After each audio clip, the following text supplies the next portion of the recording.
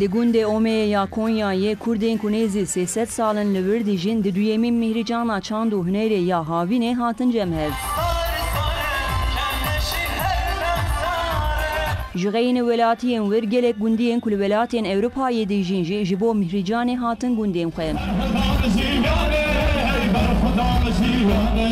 Bargum xêr hatine em zor spas dikin Kanal Şaşêr ra ev Kurda Anatoliya navînin na yekîtiya Kurda çêbûye li Kurdara festival boya em terne wî cî wî alî ez pîroz dikim ji Kurda ra. Ez ê welatê derdim Almanyayê tê me. Konser çawana xweş e? Wala baş e. Ala kurmancî tunî baş e. Qara kurmancî qara nawal.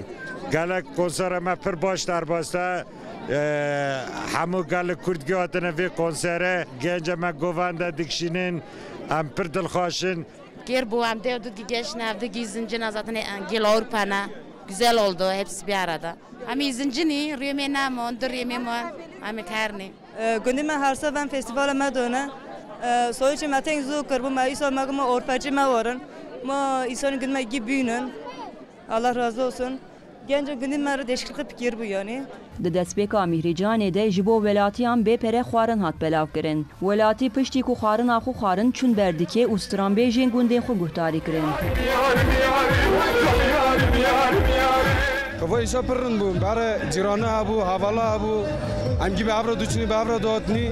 Yeden adet evangi roğuna. Kez ne bav norayı.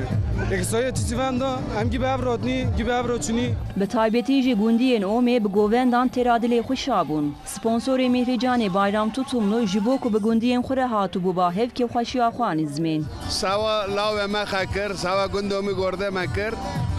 از اسپانیا هم هات میشونه خباب کره خبام البر ما هات بداره مگو هم فستیوال که مازن بکنی جکندی مو گرده را چهره جکندی من راه بکن.